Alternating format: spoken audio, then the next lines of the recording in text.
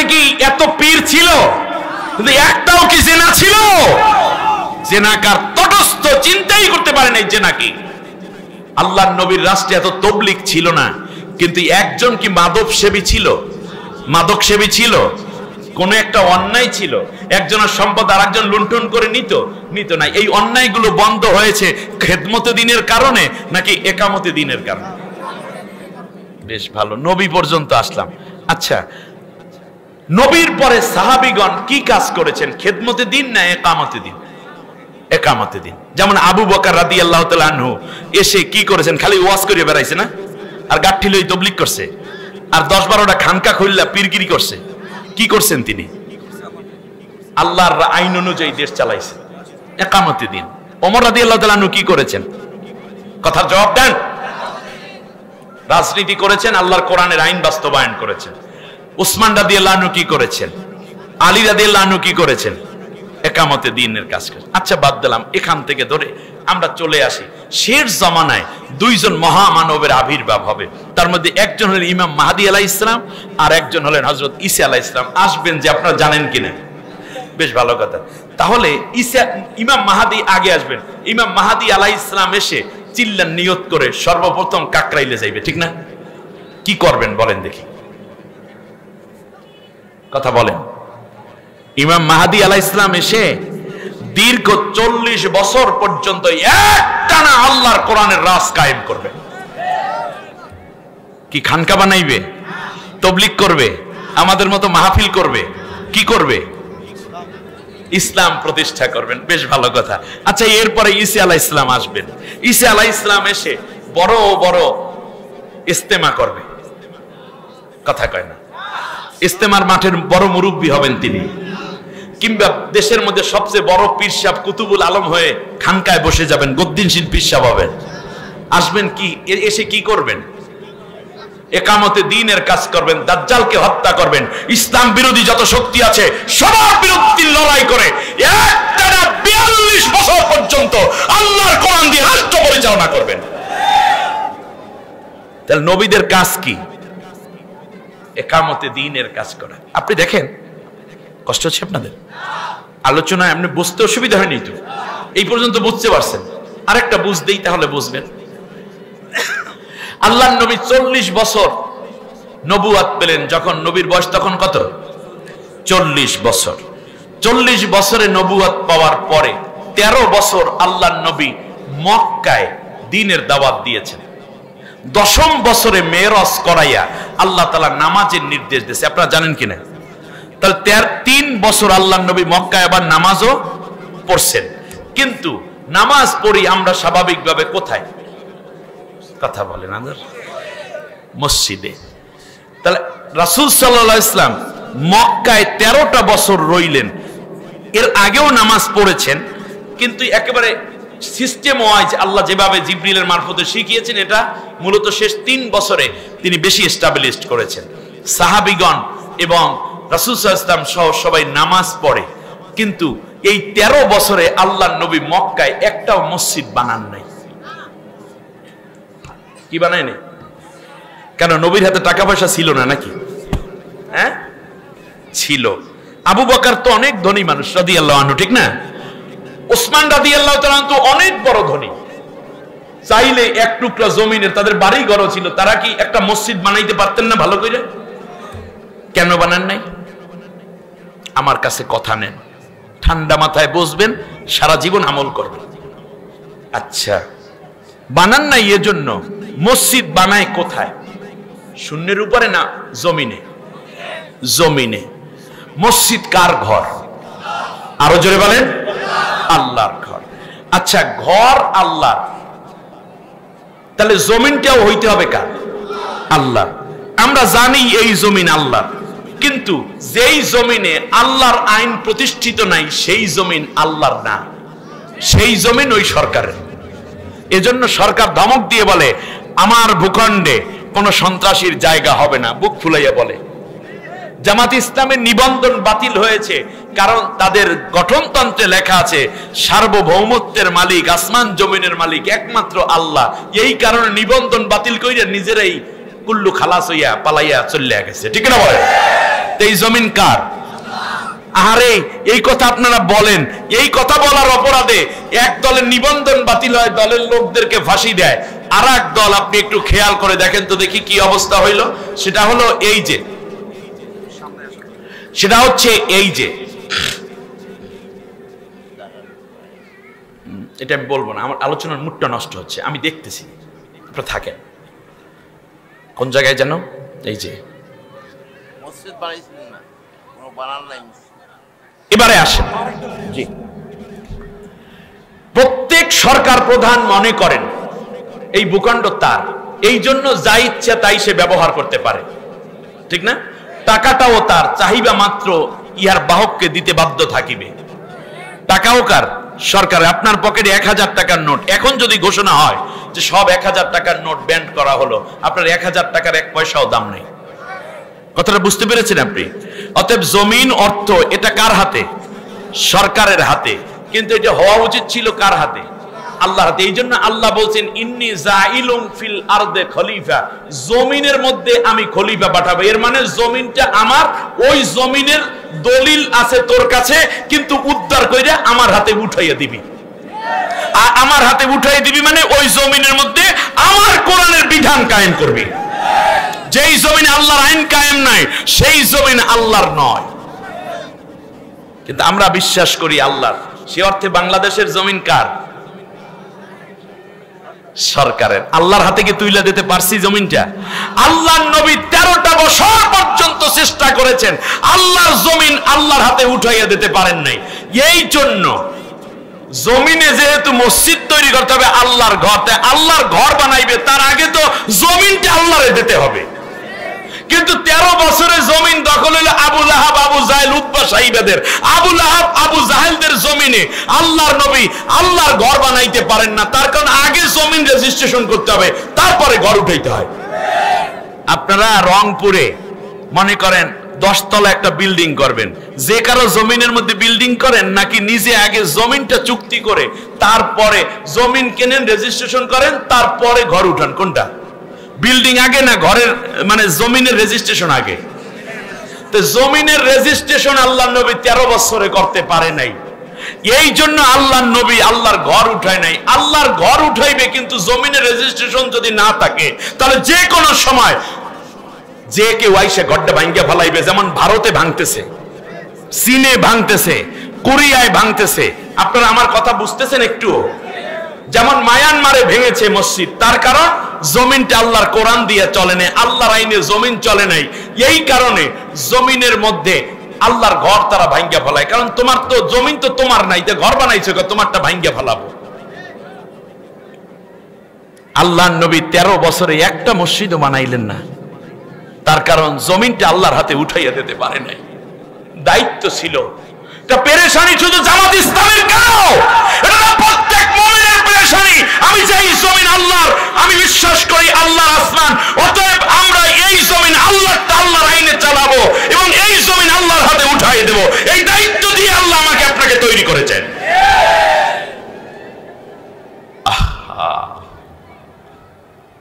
বিশ্বনবী সাল্লাল্লাহু আলাইহি ওয়াসাল্লাম চান মসজিদ হোক, কিন্তু জায়গা পান নাই। কি পায় নাই? জায়গা পায় নাই।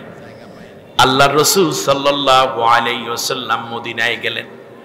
মদিনার লোকেরা আগেই বলেছিল, মুহাম্মদ তুমি যদি মদিনায় হিজরত করো, তুমি চালাবা, রাষ্ট্রপ্রধান তুমি হবা। আল্লাহর নবী বললেন, আমি যদি রাষ্ট্রপ্রধানের দায়িত্ব পাই, তোমরা যদি দাও, তাহলে একটা শর্ত পূরণ করতে হবে। তা হলো এই যে এই জায়গায় তোমাদের যেই সংবিধান আছে, এই সংবিধান দিয়ে আমি মদিনা চালাবো না, বরং আল্লাহ রব্বুল আলামিনের কোরআনের আইন দিয়ে মদিনা চালাবো। তোমরা কি রাজি থাকবা? সাথে সাথে মদিনার লোকেরা এক বাক্যে স্বীকার করে নিল, মুহাম্মদ আল্লাহর আইন তো সকলের জন্য সমান। এই যে সূর্যটা উঠেছে, বলুন কার আইন মানে? এখানে শুধু মুসলমানদের মাথার উপরে সূর্যের তাপ যায়, আলো যায়, হিন্দুরা কি আলো পায় না? গাভীর বাটে দুধ কে দিয়েছেন? সেখানে হিন্দু মুসলিমদের গাভীর দুধের মধ্যে কি কোনো পার্থক্য আছে? পার্থক্য নাই। মিষ্টি খেজুরি রস কে দেন? হিন্দুদের গাছ কাটলে খেজুর রস হয় তিতা, আর মুসলমানদের গাছের রস মিষ্টি, এরকম কোনো পার্থক্য আছে নাকি? খেজুর গাছের মধ্যে রস, সুস্বাদু রসকে দিলেন। আল্লাহ রব্বুল আলামিন বলে দিলেন, শোনো আমি রব্বুল আলামিন আলহামদুলিল্লাহ রব্বিল আলামিন। সাথে সাথে ওই খ্রিস্টান, ইহুদি, মুজাসি যারা ছিল সবাই বলল, মুহাম্মদ আল্লাহর আইন দিয়ে দেশ চললে আমরা সবাই শান্তি পাবো, তুমি আল্লাহর আইন দিয়ে দেশটা চালাও, আমাদের কোনো আপত্তি নাই। সাথে সাথে আল্লাহর নবী এই যে ঢুকতেছেন মাত্র, এখনো নব মদিনার ভিতরে প্রবেশ করতে পারেন নাই। আল্লাহর নবীকে রিসিভ করার জন্য একটা জায়গা অবস্থান করতেছিল মদিনার শিশুরা, মদিনার নারী, মদিনার পুরুষ, যুবক যুবতীরা দুই পাশে দাঁড়াইয়া দাঁড়াইয়া গান গায়ে, তালাআল বাদরু আলাইনা মিন সানিয়াতিল বিদা ওয়াজাবাশ শুকরু আলাইনা মাদাআ লিল্লাহি দা। সুবহানাল্লাহ। আমার ভাইয়েরা গান গায় তারা আল্লাহর রাসূল সাল্লাল্লাহু আলাইহি ওয়াসাল্লামের জন্য বানানো গেট, ছোট্ট শিশুকে নিয়ে কোলের মধ্যে করে মা আল্লাহর নবীর জন্য দাঁড়িয়ে আছে। নারী পুরুষ যার যার ঘরে যা খাবার ছিল নবীকে খাওয়াবে বলে রাস্তার দুই পাশে দাঁড়ায়। একদিন দুই দিন নয়, একটা নয়, 11 দিন পর্যন্ত সকালবেলা আসে, সন্ধ্যা পর্যন্ত দাঁড়াইয়া থাকে, মুহাম্মদ কবে আসবে, মুহাম্মদ কবে আসবে। এক দেশে মাইর খায়, আর এক দেশে সংবর্ধনা পায়। আল্লাহর নবী বিশ্বনবী সাল্লাল্লাহু আলাইহি ওয়াসাল্লাম যখন দেখতে পেলেন শত শত নারী, শিশু, আবাল বৃদ্ধ বনিতা দাঁড়িয়ে আছে, নবীজি উটের পিঠ থেকে নেমে পড়লেন। ছোট ছোট বাচ্চাগুলো এসে নবীর কোমরটা শক্ত করে ধরে। আল্লাহর নবী তাদেরকে কাউকে কোলে তুলে নেয়, কাউকে কপালে চুমু খায়। বাচ্চাগুলো নবীর বুকের মধ্যে মাথা রেখে শান্তি পায়। আল্লাহর নবী বলেছেন, ও আমার এই মদিনার সন্তানেরা রে, তোদের মতো শিশুগুলো তায়েফের জমিনে পাগল পাগল বলে আমাকে রাস্তার দুই পাশ থেকে বৃষ্টির মতো পাথর মেরেছিল, আমাকে ক্ষত বিক্ষত করেছে। আজকে তোরা এসেছিস আমার জন্য সংবর্ধনা দিতে। তোরা কি একদিনের জন্য আমাকে ভালোবাসবি নাকি সারা জীবন ভালোবাসবি? তখন ছোট্ট ছোট্ট শিশুরা আওয়াজ দিয়ে বলেছে, ইয়া রাসূলুল্লাহ, জীবনের বিনিময়ে হলেও আপনার জান মাল ইজ্জত আমরা রক্ষার জামিনদার করব। তার প্রমাণ মাআজ মুআব্বিস, 11 আর 13 বছরের দুই শিশু, তারাও যুদ্ধের ময়দানে বদরে হাজির হয়েছিল। সুবহানাল্লাহ বলেন। বিশ্বনবী সাল্লাল্লাহু আলাইহি ওয়াসাল্লাম বললেন, এখানে একটা মসজিদ বানাও, মসজিদের নাম হবে মসজিদে কুবা। তাহলে আল্লাহর নবী মসজিদ চান, 13 বছরে একটাও বানান, এখানে ঢোকার সময়ই মসজিদ। আল্লাহর নবী বললেন, কেউ যদি এখানে এসে 2 রাকাত নামাজ পড়ো, ঘর থেকে ওযু করে আসবে, এখানে কোনো ওযু নয়, ওই এক ওযু দিয়ে তুমি যদি এই মসজিদে এসে 2 রাকাত নামাজ পড়ো, আল্লাহ রাব্বুল আলামিন তোমার আমলনামায় একটা কবুল উমরার সওয়াব নসিব করে দিবে। আল্লাহর নবী ভেতরে চলে গেলেন। ভিতরে গিয়ে যেখানে দাঁড়ালেন, নগরীর প্রাণকেন্দ্রে নবী বললেন, এই জায়গাটা কার রে? বলল, এই সাহাল এবং সুহাইল নামক 2 জন এতিম বাচ্চার জমিন। আল্লাহর নবী বললেন, তাদের কাছ থেকে জমিনটা ন্যায্য দামে কেন, কারণ এখানে আমি একটা মসজিদ বানাবো। আপনারা বুঝতেছেন না মনে হয়? তাহলে নবী চায় মসজিদ হোক, কিন্তু আগে জমিন উদ্ধার, তারপর মসজিদ। কিন্তু আমরা মসজিদ বানাই ফেলাইছি আগে। এই জন্য ইমাম সাহেব কোনো কথা বললে যদি একামতে দিনের কথা বলে, মাসলুমের পক্ষে কথা বলে, জালেমের বিরুদ্ধে, দুর্নীতির বিরুদ্ধে কথা বলে, যদি ওই এলাকার ওমরা সোমরা কালা কোটলা এক পথ ছিল না, সবগুলো ছিল ইয়াজুজ মাসুদের নাতিপুতি। সাথে সাথে ইমাম সাহেবকে ধমক, এরপরে ওসিরে ফোন দিয়াই না, হুজুরের পিছনে হাত করা লাগাই, তারপর জেলখানায় জঙ্গি মামলায় ঢুকাই দেয়। তার কারণ জমিন ছিল না হুজুর।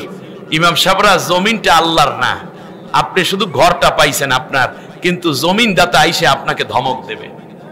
জমিন যার মসজিদ হবে তার, জমিন যার ঘর তার। চলেন, জমিন যার ঘর তার। জমিন তো দিতে পারিনি, তাই বলে কি আমরা মসজিদ থেকে বিমুখ হব না? বরং এই মসজিদ থেকে নারায়ে তাকবীর স্লোগান দিয়ে আল্লাহর জমিনটাকে আল্লাহর হাতে ফিরাই দিতে হবে। ঠিক আছে?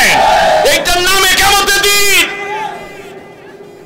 আল্লাহর নবী সাল্লাল্লাহু আলাইহি ওয়াসাল্লাম 8ম হিজরিতে মক্কা বিজয় করলেন, মদিনায় আল্লাহর নবী 10 বছর জীবিত ছিলেন, 10 বছরে 156টা মসজিদ নিজ হাতে তৈরি করেছেন।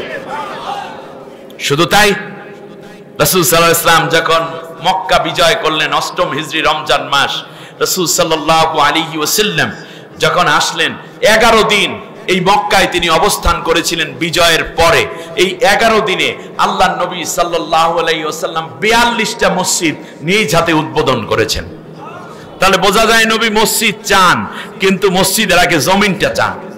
সেই জমিনে মানে একামতে দিন মানে কি আল্লাহর কোরআন অনুযায়ী দেশটা চালাইবে আগে, তারপরে মসজিদ হবে। আর এই মসজিদ কি মনে করেন বাক্সগুলো ছাড়িয়ে দেন, যার পকেটে যা আছে আল্লাহর রাস্তায় দেন, 8 আনা পয়সা 2 টাকা 3 টাকা 4 টাকা 5 টাকা এইভাবে মসজিদ চলতো না।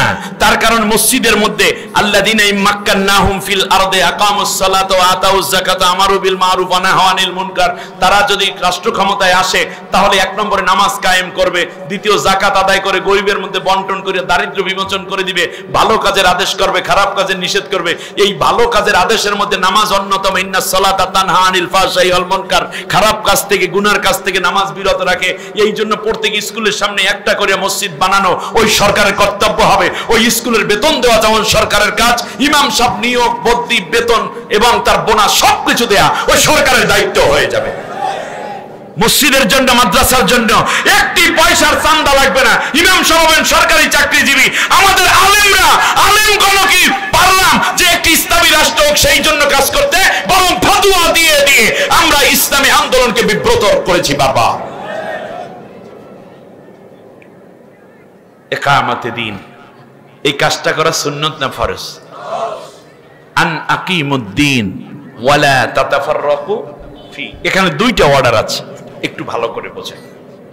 একটা হচ্ছে দিন প্রতিষ্ঠা করো, এটা কি সুন্নত না ফরজের মধ্যে পড়ছে?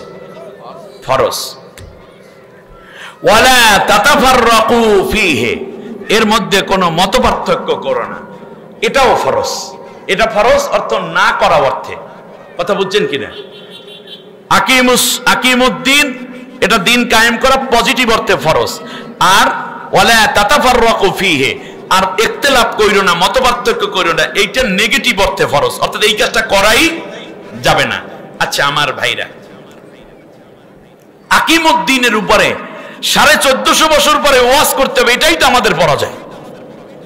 আচ্ছা আসুন আবার আসি, সেটা হচ্ছে যেমন ধরেন আকিমুদ্দিন, যদি এখন মনে করেন কিছুক্ষণ পরে আসরের আজান হবে, তাই না? আপনারা ওঠা বসা করছেন কেন? থাকুক আধা ঘন্টা, সুবিধা কি? আমরা লাগলে 1 ঘন্টা পড়বো বা 10 মিনিটে ছেড়ে দেবে, এটা এখতিয়ার। কিন্তু শ্রোতা তো 2-1 ওঠার কথা না। কেউ উঠতে চাইলে মুরব্বীদেরকে দিবেন, তাদের ইস্তেঞ্জা। কিন্তু যুবক দাঁড়াইলে ওরে কাপড় দিয়ে টান দেবেন, খুললে যে না যায়। খালি এই দিকে খেয়াল রাখবেন।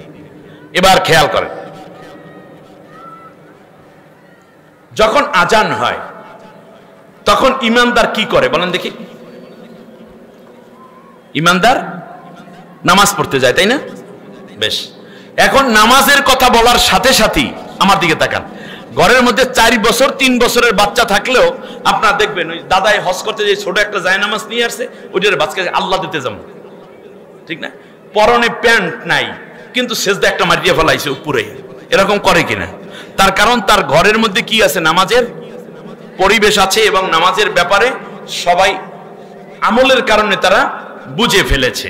বুড়া মানুষ সেও তার এই অজুর পানি দাও তাড়াতাড়ি, যায় নামাজটা নিয়ে কুর্তাটা পরে, অজু করে, এর আগে মেসাওয়াক করে, ব্রাশ করে, তারপর মসজিদে যায়, নামাজ পড়ে, রুকু করা, সেজদা করা, তাশাহুদ পড়া, এমনকি কোন নামাজে জোরে তেলাওয়াত, জেহেরি তেলাওয়াত কোনটা, খফি তেলাওয়াত, এটাও সে বোঝে। জুমার দিন ফরজ 2 রাকাত এটাও বোঝে, তারাবি কেমনে পড়ে এটা বোঝে, ঈদের নামাজ 6 তাকবীরে 8 তাকবীর 12 তাকবীর যাই বলেন পড়তে হয় এটাও সে বোঝে। এরপরে ভুল হইলে কি করতে হয় সেটাও বোঝে, আবার ইমাম সাহেব ভুল করে লোকমা দিতে হয় সেটাও সে বোঝে, জানাজাটাও বোঝে, হ্যাঁ, সালাতুল ইস্তিসকাও বোঝে। বোঝার কারণে সে প্রস্তুতি নেয়, সে জামা কাপড় পরে, সে অজু করে, সে ওয়াশরুম সাইরা ফেলায়, মেসাওয়াক করে, তারপরে যায়। তাহলে নামাজের ব্যাপারে ভালো করে বুঝেন, নামাজ কায়েম করা, আকিমুস সালাহ, এইটা সে বুঝেছে। যার কারণে নামাজের মধ্যে কতগুলো ফাংশন আছে, কত রাকাত নামাজ, মাগরিবের নামাজ কত রাকাত, এশা নামাজ কত রাকাত, সুন্নত কত রাকাত, ওয়াজিব রাকাত কত রাকাত, তারাবি কেমন, ইস্তেসকা কেমন, খুসুফ কেমন, কুসুফ কেমন নামাজ, জানাজার নামাজ কেমন, ঈদের নামাজ কেমন, এইগুলো সব তার বুঝের ভিতরে চলে আসছে। তার কারণ আকিমুস সলার ব্যাপারে তাকে বারবার পড়ানো হয়েছে এবং বোঝানো হয়েছে। যেই কোরআনে আকিমুস সলা, সেই কোরআনের মধ্যে আকিমুদ্দিন আছে। তাহলে আকিমুদ্দিনটা এখন নতুন করে 1450 বছর পর বোঝানো লাগলো কেন? তার কারণ যারা আকিমুস সলার ওয়াজ করেছে, তবলিগ জামাতের ভাইরা, পীর মাশায়েখরা, আমরা বক্তারা, ইমামরা, খতিবরা, এই প্রিন্সিপাল হুজুর, ওই বড় হুজুর, ওই মাজ্জা হুজুর, ওই সাজ্জা হুজুর, ওই বাবায়, ওই মায়, ওই হাফেজ সাহেব, আকিমুস সলার উপরে যথেষ্ট বয়ান দেওয়া হয়েছে, কিন্তু আকিমুদ্দিনের উপরে বাংলাদেশে বয়ান দিয়েছে শুধু জামাত ইসলামী আর ছাত্র শিবির। কিন্তু আপনি বলুন, একজন সাহাবীর নাম বলুন, আমি চ্যালেঞ্জ করলাম, আকিমুদ্দিনের কোন ওয়াজ তার কাছে লাগতো কিনা? লাগতো না। তার কারণ তারা আকিমুদ্দিন যেভাবে বুঝেছেন, আকিমুস সালাও সেইভাবে বুঝেছেন। কিন্তু মজার একটা ব্যাপার দেখছেন, শয়তান কিভাবে কাজটা সাজিয়ে নিল, একটু ভালো করে ঠান্ডা মাথায় নেন। দেখেন, আকিমুস সালা বলার পরে বলা হয় নাই ওয়ালা তাফাররাকু ওয়ালা তাতাফাররাকু, এই ধরনের ওয়ালা তাকতালিফু, এই ধরনের কোনো আয়াত নাই।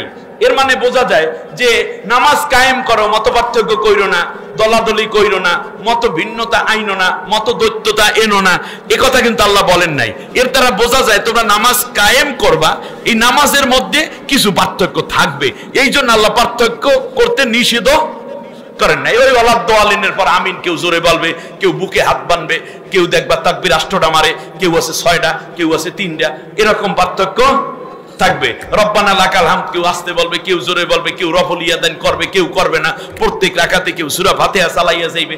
এইরকম নিয়ম কানুনের মধ্যে কিছু মতপার্থক্য থাকবে বলেই আল্লাহ বলেন আকিমুস সালাহ। এরপর বলেন নাই ওয়ালা তাতাফাররাকু ফিহি, এটা বলেন নাই। এর মানে এখানে কিছু মতপার্থক্য সহই নামাজ আদায় হবে।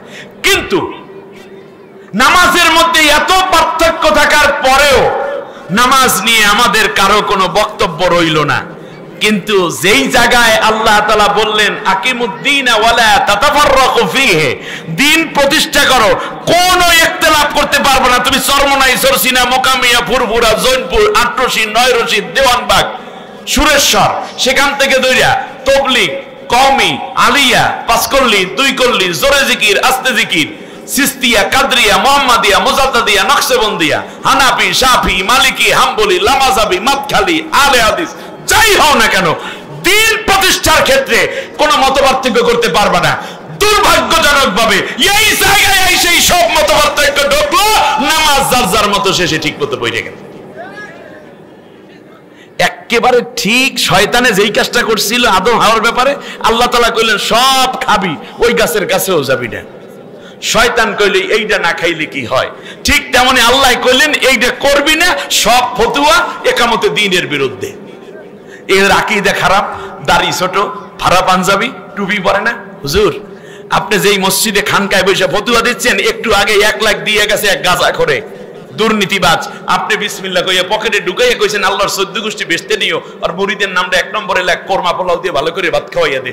উনি কইতেছে হুজুরের মতো লোক হয় না, উনি রাজনীতি কিছু করে না। কি সুন্দর, বাবুরাম সাপুরে, কোথায় যাস বাপুরে, আয় বাবা দেখে যা, 2টি সাপ রেখে যা, যে সাপের নাক নাই কান নাই, ছোট নাকও হাঁটে না, কাউকে যে কাটে না, করে না তো ফুসফাস, মারে না কো ঢুস ঢাস, নাই কোনো উৎপাত, খায় শুধু দুধ ভাত। সেই সাপ জানতো, গোটা দই আনতো। কি সুন্দর, হুজুর জিহাদের কথা বলে না, হুজুর কি সুন্দর, হুজুর কিন্তু কোন রাজনীতি করে না। ওর চেয়ে বড় মুনাফিক পৃথিবীতে আর নয়। তাকবীর।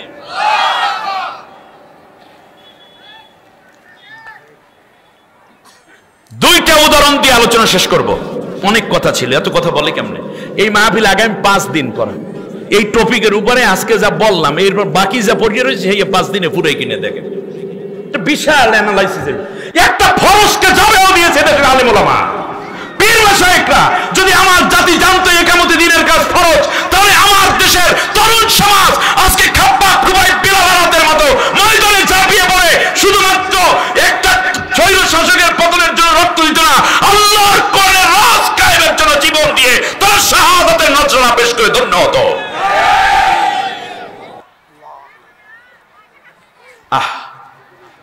জাতির জন্য দুর্ভাগ্য। আমার ভাইয়েরা খেয়াল করুন, বিশ্বনবী সাল্লাল্লাহু আলাইহি ওয়াসাল্লাম বললেন, আমার সাহাবীরা একটা যুদ্ধের জন্য আল্লাহর নবী সাহাবীদেরকে বললেন তোমরা যাও। এক গ্রুপ যাবে এই সাহাবীর নেতৃত্বে, আর এক গ্রুপ যাবে ওই সাহাবীর নেতৃত্বে। এই কথা বলে আল্লাহর নবী বিদায় দিলেন। আর দুই গ্রুপকে বলে দিলেন, জোহফা নামক একটা জায়গা আছে, এই জায়গায় গিয়ে তোমরা আসরের নামাজ পড়বা। কোন নামাজ? আসর নামাজ। আমার ভাইয়েরা, দুই দল সাহাবী দুইজনের নেতৃত্বে রওনা করলো। আল্লাহর নবী বললেন আমি এশার মধ্যে ওখানে হাজির হয়ে যাব। আল্লাহর নবী কতিপয় সাহাবীকে নিয়ে রওনা করবেন। এই ফাঁকে আসরের ওয়াক্ত হয়ে গেল। দুই গ্রুপ দুই রকম কথা বলতেছে। একজনে বলতেছে এখনো জোহফা পর্যন্ত আসি নাই। নবী বলেছেন জোহফা নামক জায়গায় গিয়ে নামাজ পড়তে, অতএব জোহফায় না পৌঁছানো পর্যন্ত আসর নামাজ পড়ব না। আর এক গ্রুপ বলল না না না, নবীর এই উদ্দেশ্য হলো এই যে আমরা যেন তাড়াতাড়ি রওনা কইরা লেট যেন না করি। এরকম বলেন এই 10টার মধ্যে কিন্তু অমুক জায়গায় থাকবে, গাড়ি ছাড়বে 12টায়, কিন্তু থাকতে হয়েছে কয়টায়? এই সাহাবী মনে করছেন যে আমাদেরকে তাড়া করার জন্য, তাকিদের জন্য বিশ্বনবী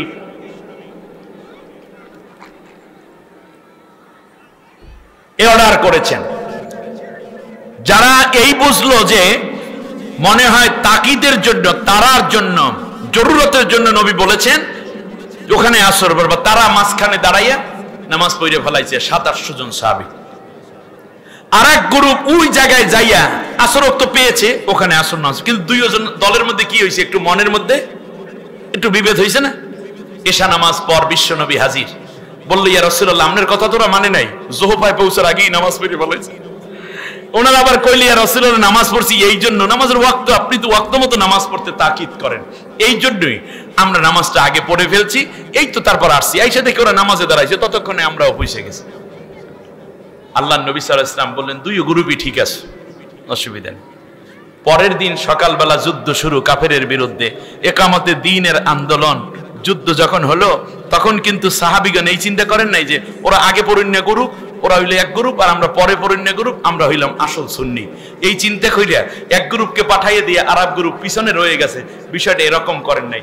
দুই গ্রুপ মিলে একসাথে বাতিলের মোকাবেলায় একামতে দ্বীনের কাজে অংশ নিয়েছেন।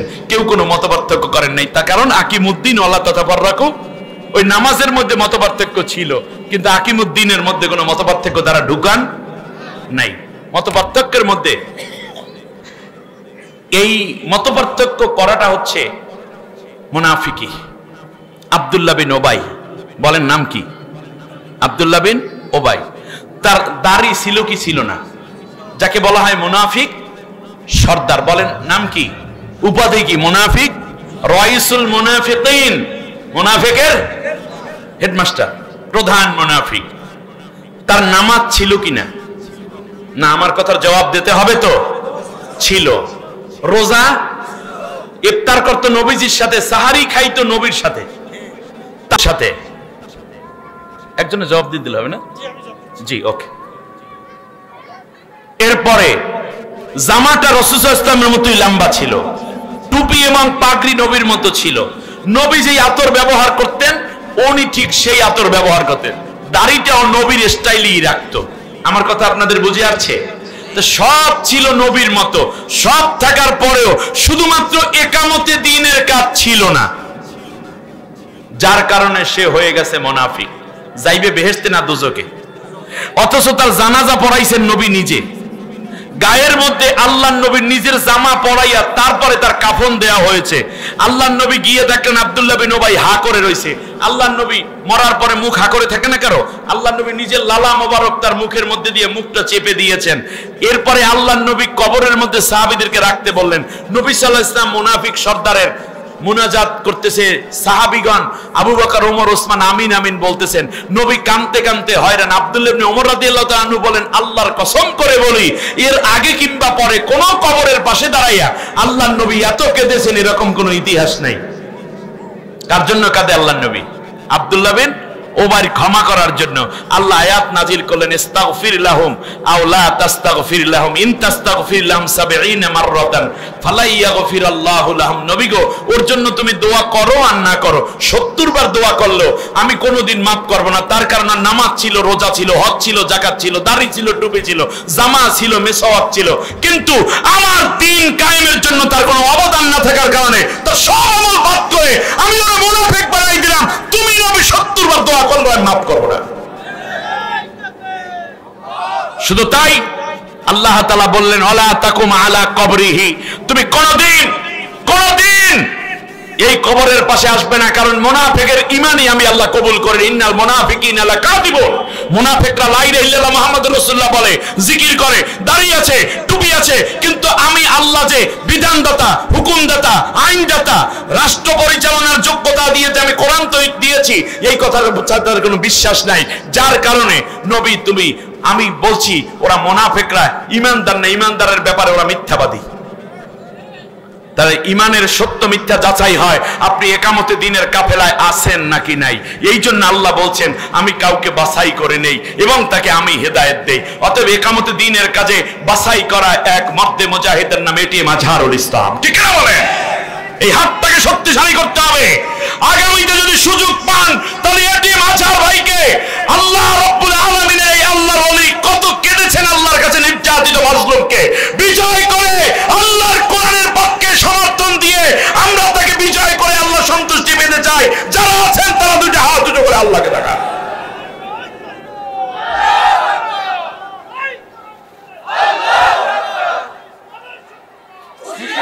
আল্লাহ তুমি কবুল করো। শুনুন আমার বন্ধুগণ, দ্বিতীয়বারে চলে আসি। আল্লাহ তাআলা বললেন, নবী গো এইটা তো ভালো কথা, কিন্তু আরেকটা কথা আছে, ওয়ালা তুসাল্লি আলা আহাদিম মিনহুম মাতা আবাদা। এরকম মুনাফিকরা যদি মরিয়া যায় তোমার জানাজা পড়ার দরকার নাই। তার কারণে এদের তো ইমানদারের না জানাজা পড়ে, যাদের দাড়ি আছে, টুপি আছে, নামাজ আছে, রোজা আছে, হজ আছে, যাকাত আছে, কিন্তু আমার বিধান দমিনে কায়েম হোক এইটা যারা চায় না, আমার ইসলামকে মুসাফির বানাই যারা রাখছে, এদের কোনো জানাজায় তুমি যাইও না, কারণ ওরা হইল ভণ্ড, ওরা হচ্ছে প্রতারক, ওরা হচ্ছে মুনাফিক। অতএব এই মিথ্যাবাদীদের কোনো জানাজা নেই। আল্লাহ নবীর পিছনে নামাজ পড়লো 1000 সাহাবী। কত? ফজর ওয়াক্তের নামাজ 1000 সাহাবী। আল্লাহ নবী ঘোষণা দিলেন উহুদের যুদ্ধে যেতে হবে। ওরা একেবারে কাছে চলে এসে, মাত্র 7-8 কিলো দূরে উহুদ। আমার সাহাবীরা তোমরা রেডি হও। সাহাবীগণ রেডি হলেন। 1000 নামাজ পড়েছে, ভালো করে বুঝেন, 1000 লোক নামাজ পড়লো নবীর পিছে সাহাবী। আল্লাহ নবী সাল্লাল্লাহু আলাইহি ওয়াসাল্লাম নিয়ে রওনা করলেন সবাইকে, কিন্তু মাঝখান থেকে আব্দুল্লাহ বিন উবাই বলে, মুহাম্মাদের মতো দাড়ি রাখছি, মুহাম্মাদের মতো পাঞ্জাবি পরছি, মুহাম্মাদের মতো পাগড়ি টুপি পরলাম, মুহাম্মাদের মতো আতর পাথর সুরমা খুরমা খাই, মুহাম্মাদের এই সবকিছুই মানি না, আমরা জায়গা জমিন পর্যন্ত দিলাম মদিনায়, কিন্তু এর সাথে যে মারামারি করতে যাইতে হবে এইটা কেন? এই ইসলাম তো আমাদের দরকার নেই। এই চিন্তা কার মাথার ভিতর ঢুকছে? আব্দুল্লাহ বিন ওবাইর মাথার ভিতর। এই যে আবার রুহানি ফায়েজ দিয়া 300 জনারে মোটামুটি মুরিদ বানাই ফেলাইছে। কতজন? 300 জন। ভালো করে বুঝেন। তার কারণ হুযায়ফা রাদিয়াল্লাহু তাআলা আনহুর হাতে আল্লাহর নবী ওফাতের আগে একটা লিস্ট ধরাইয়া দিয়ে গেছেন যে হুযায়ফা এইটার মধ্যে মুনাফিকদের লিস্ট আছে 200 জন। কতজন? হযরত ওমর রাদিয়াল্লাহু তাআলা আনহু হুযায়ফার হাত ধরে একদিন চোখের পানি ছেড়ে বললেন, হুযায়ফারে ওই 200-র মধ্যে আমি ওমরের নামটাও আছে নাকি আবার? আল্লাহু আকবার! কত কঠিন প্রশ্ন। বলল যে আপনি কি বলছেন? আল্লাহর নবী আপনাকে আশারায়ে মুবাশশারা ঘোষণা করেছেন। আল্লাহর নবীর কাছে আপনি ইসলাম গ্রহণ করার পর আল্লাহর নবী বলেছেন যে আমার পরে নবী কিংবা রাসূল নাই, থাকলে ওমর হতো। আপনি তো নবীর দোয়ার ফসল, আপনি তো জান্নাতের সুসংবাদ প্রাপ্ত, অতএব আপনার নাম নাই। ওমর রাদিয়াল্লাহু তাআলা আনহুর সাথে সাথে নববীর ভিতর ঢুকে 2 রাকাত নামাজ পড়ছে, আল্লাহ নবীর ওই খাতার মধ্যে আমাকে তুমি রাখো নাই, তোমার শুকরিয়া। বুঝুন, আল্লাহ রাব্বুল আলামিন বললেন, নবী গো, যেই 300 জন তোমার পিছে নামাজ পড়লো, একসাথে রওনা করলো, কিছু দূর পর যখন একামতে দ্বীনের কাছ থেকে ফিরে আসলো, আমি আল্লাহ বললাম ওই যারা যুদ্ধের ময়দানে গেছে ওরা মুমিন, যারা ফিরে রইলো এরা সব মুনাফিক। তাহলে নামাজ পড়ার পরেও কি হয়ে গেল এরা? সে নামাজ কোথায় ছিল? মসজিদে নববীতে গুরুত্ব বোঝেন আগে, যেখানে 1 রাকাত নামাজ পড়লে 50,000 রাকাতের সওয়াব, সেই নামাজ পড়লো। এবং এই নামাজের ইমাম ছিলেন কে? মুহাম্মদ সাল্লাল্লাহু আলাইহি ওয়াসাল্লাম নিজে। তাহলে শুধু নামাজ না, সে নামাজ যদি মসজিদে নববীতেও হয়, সে নামাজ যদি রাসূল সাল্লাল্লাহু আলাইহি ওয়াসাল্লামের পেছনেও হয়, এরপরে ওই নামাজি যদি একামতে দ্বীনের কাজে ময়দানে ভূমিকা পালন না করে, তাহলে সে মুনাফিক হয়ে যায়।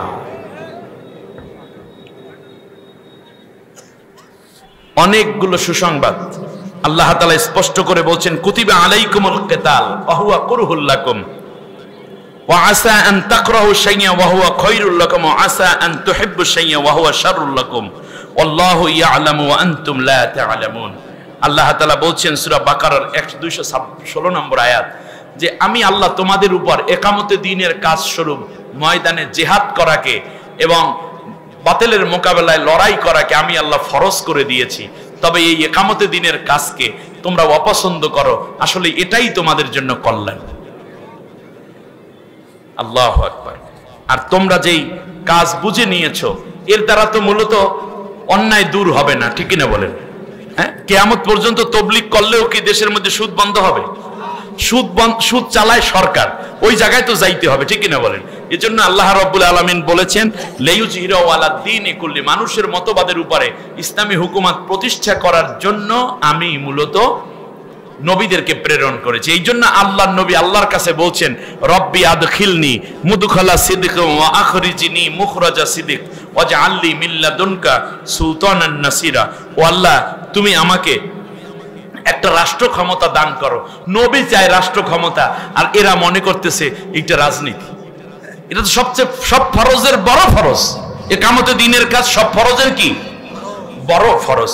শুধু তাই নাকি, আল্লাহ রাব্বুল আলামিন বলছেন, শোনো, ইব্রাহিম আলাইহিস সালামকেও আমি একটা রাষ্ট্র ক্ষমতা দিয়েছিলাম। ফাকাদ আতাইনা আলা ইব্রাহিমাল কিতাব ওয়াল হিকমাত ওয়া আতাইনাহুম মুলকান আযীমা। একটা বড় রাষ্ট্র দিয়েছিলাম, কারণ রাষ্ট্রে যদি ইসলাম না যায় তাহলে সুদ বন্ধ হবে না, জিনা বন্ধ, মদ বন্ধ হবে না, আল্লাহর আইন জমিনে কায়েম হবে না, রাষ্ট্রে আদালতে আল্লাহর যে বিধান আছে 500 আয়াত এগুলো কায়েম হবে না। সুতরাং এই কাজগুলো তো আমাদের দেশ থেকে মরে গেছে, আল্লাহর কোরআনের আইনটা মইরা গেল, অথচ মুসলমানরা দাড়ি টুপি নিয়ে বড়াই করতেছে, জামা পাঞ্জাবি আর ফাড়া কল্লি নিয়ে লড়াই করতেছে, ফতোয়া দিচ্ছে, অথচ সেই জায়গায় জোরে জিকির না আস্তে জিকির সেইটা চিন্তা করতেছে। আর একামতে দ্বীনের কাজ তারা বাদ দিয়া বসে বসে কেউ রান খাইতেছে, মুরগির রান, কর্মা পোলাও, ফিন্নি জর্দা খাইয়া নিজে কিছু বিল্ডিং বানাইয়া মনে করতেছে আল্লাহর বহুত বড় ফায়দার কাজ করছে। আপনি কোনো কাজই করেননি। সব কাজ বন্ধ করে একামতে দ্বীনের কাজ করেন, বাকি সব কাজ সরকার করে দিবে আপনাকে। আল্লাহ রাব্বুল আলামিন বললেন, শোনো, শুধু এটাই নয়, আমি আল্লাহ রাব্বুল আলামিন সুলাইমানকেও রাষ্ট্র ক্ষমতা দিয়েছি। ক্বালা রাব্বিগফিরলি ওয়া হাবলি মুলকান লা ইয়ামবাগি লিআহাদিম মিন বা'দি। আল্লাহ, তুমি আমার এমন একটা রাষ্ট্র ক্ষমতা দাও যেখানে তোমার বিধান কায়েম করব, কিয়ামত পর্যন্ত কেউ এত বড় রাষ্ট্র তুমি দিবে না। সুলাইমান আলাইহিস সালাম কি প্রজা ছিলেন না বাদশা ছিলেন? বাস, এবার আসেন, এরপরে আসেন হযরতে কার কথা বলবো, সব নবীরাই তো এটা করেছেন। দাউদ আলাইহিস সালামকে আল্লাহ রাষ্ট্র ক্ষমতা দিছিল কিনা? হ্যাঁ, দিবেন না? ইয়া দাউদ ইন্না জাআলনাকা খলিফাতান ফিল আরদি, তোমাকে আমি রাষ্ট্রপ্রধান বানাইয়া দিলাম। এরপরে শুধু তাই, হযরত মুসা আলাইহিস সালামকে আল্লাহ রাব্বুল আলামিন বলছেন, ইজ জাআলা ফীকুম আম্বিয়া ওয়া জাআলাকুম মুলুকান ওয়া আতাইনাকুম মা লাম ইউতি আহাদাম মিনাল আলামিন। সূরা মায়েদার 20 নম্বর আয়াতে আল্লাহ তাআলা বলছেন, হে মুসা, আমি তোমাকে বড় একটা রাষ্ট্র ক্ষমতা দেব যেখানে তুমি আমার বিধান অনুযায়ী দুনিয়াটা চালাবে। সুবহানাল্লাহ পড়েন। আমার বন্ধু, এমনি করে সব নবীদেরকে আল্লাহ রাষ্ট্র ক্ষমতায় আসার জন্য প্রস্তুত করছেন, কারণ নবীদের মেধা যোগ্যতা তদানীন্তন রাষ্ট্র ক্ষমতার সরকারের চেয়ে কম না বেশি ছিল? একজন সাহাবীর নাম বলেন আর একজন নবীর নাম বলেন, আমি চ্যালেঞ্জ করলাম, তদানীন্তন যারা আল্লাহ বিরোধী আইন কানুন দিয়ে দেশ চালাইতো তাদের আনুগত্য করেছে স্বেচ্ছায়? একজনও পাবেন না। তাহলে ঈমান আনার সাথে সাথে তারা বুঝলো যে তারা ইয়াকফুরুনা বিত-তাগুত ওয়া ইউমিন বিল্লাহ, তারা এক নম্বরে তাগুতকে অস্বীকার করতে, তদানীন্তন আইন কানুনকে অস্বীকার করে আল্লাহর আইনকে এস্টাবলিশ করতে চাইতো। আর আপনার 70-80 বছর হায়াত পাইলেন, আপনি আল্লাহর আইন বাস্তবায়নের জন্য একটু চেষ্টা করলেন না, বরং যারা করতে চায় তাদের বিরোধিতা করলেন। আপনি মুসলমান নাকি কাফের না মুনাফিক, এখন আপনার বুঝের সময় আসছে। আল্লাহ আমাদেরকে হক বোঝার তৌফিক দান করুন। এই জন্য প্রথমে যে আয়াতটা আমি তেলাওয়াত করেছি সেই কথাটা আপনারা ভুলে যাইয়েন না। প্রথমে বলেছিলাম ফালা ওয়া রব্বিকা, ওই দুরূদ পড়ার আগে মনে আছে সূরা নিসার 65 নম্বর আয়াত, আল্লাহ তাআলা বলছেন আমি আল্লাহ নিজে নিজের কসম খেয়ে বললাম ওরা মুমিন না, ওরা মুমিন না। কে কয়? দাহ আর একটু জোরে বলেন না, কে বলছেন? সূরার নাম সূরা নিসা, আয়াত নম্বর 65। আল্লাহ বলছেন ফালা, কশিন কালেও নয়, ও রব্বিকা, তোমার রবের কসম, লা ইউমিনুনা, ওরা মুমিন না, হাত্তা ইউহাক্কিমুকা ফীমা শাজারা বাইনাহুম, তুমি যেই বিধান দিয়ে হে রাসূল তোমাকে যে কোরআনের আইন দিলাম, কোরআনের রাষ্ট্র ব্যবস্থা দিলাম, অর্থনীতি দিলাম, এইগুলো যারা সন্তুষ্ট চিত্তে মেনে নিতে পারবে না, কোন চিত্তে না, ভালো করতে এই যে আব্দুল্লাহ ইবনে উবাই মক্কায় কোরআনের আইন মানতো নাকি মানতো না? মানতো, মানতে বাধ্য, কারণ আমরা অনেক সময় সরকারের আইন মানেই তো চলতে হচ্ছে, কিন্তু মানছে কিন্তু সন্তুষ্ট হইতে পারে নাই। শুধু সন্তুষ্ট না হওয়ার কারণে যদি মুনাফিক জাহান্নামে যায়, আপনি যদি বিরোধিতা করেন তাহলে কি হবে আপনি চিন্তা করেন। অশ্বিন কালেও নয়, সে মুমিন নয় যারা সন্তুষ্ট চিত্তে আমার বিধানকে মেনে নিতে পারবে না। সেই বিধানটা বাস্তবায়ন করার জন্য একামতে দ্বীনের সাথীরা জীবন দিচ্ছে, জেল খাটছে, অত্যাচার সইছে, ফাঁসি সইছে, আয়না ঘরে গেছে, রিমান্ড সইছে, গুম হইছে, কিন্তু তারা তো সত্যপথে আছে। এখন থেকে আমরাও এই সত্যপথে শামিল হয়ে যাব। সবাই রাজি আছেন? আল্লাহ তাআলার আল্লাহর নবী একটা হাদিস দিয়ে শেষ করি। নবীজি বলেছেন, আল্লাহ নবী বলেছেন মা মাতা লাম ইয়াজু ওয়া লাম ইউহাদ্দিস বিহি নাফসাহু মাতা আলা শু'বাতিন মিনান নিফাক, যারা আল্লাহর দ্বীন প্রতিষ্ঠার জন্য লড়াই করলো না, এমন কি লড়াই করার জন্য প্রস্তুতিও নিল না, এই ব্যক্তি মুনাফিক অবস্থায় মারা যাবে। আমার তো মনে হয় ইমাম মাহদী আলাইহিস সালাম আয়েশা শুধুমাত্র মনে করছেন কাফেরদেরকে হত্যা করবে, মুনাফিকগুলোরও জবাব দেবে সমানে। তার কারণ কোটি কোটি মুনাফিক চার দিয়ে বড় মুস্তানি লইয়ে বসেছে, মনে করছে যে বুজুর্গানে দিন মাহবুবে সোয়ানি কুতুবে রব্বানি হয়ে গেছে। আল্লাহ রাব্বুল আলামিন ইকামতে দ্বীনের বাকি কথাগুলো কোনো এক জায়গায় বেশি করে শোনার তৌফিক আমাদেরকে দান করুন। আমার মনে হয় বিডি একটা 3.5 ঘন্টার একটা ওয়াজ আছে, আমার এত বড় ওয়াজ থাকে আমার আস আল হেরা সিটি সেন্টার মনে হয় ওরা এটা করেছিল গত 10-11 বছর আগে একামতে দ্বীনের উপরে। আপনারা ওখান থেকে অনেকগুলো রেফারেন্স নিতে পারবেন। আশা করছি এই কথাগুলো আমাদের কাজে লাগবে। তাহলে আজকের থেকে আমরা কি শপথ করতে পারি যে আমার বাকি জীবন আল্লাহর কোরআনের রাজ কায়েমের জন্য, আল্লাহর বিধান প্রতিষ্ঠার জন্য কাজ করে যাব? এই ওয়াদা করতে কি আপনারা রাজি আছেন? কে কে রাজি হাত উঁচু করে দেখেন। আল্লাহ তুমি কবুল করো, আমিন। সুবহানাকাল্লাহুম্মা ওয়া বিহামদিকা আশহাদু আল্লা ইলাহা ইল্লা আনতা আস্তাগফিরুকা ওয়া আতুবু ইলাইক। বসেন, নামাজের সূরাতে বসে একবার আলহামদু, 3 বার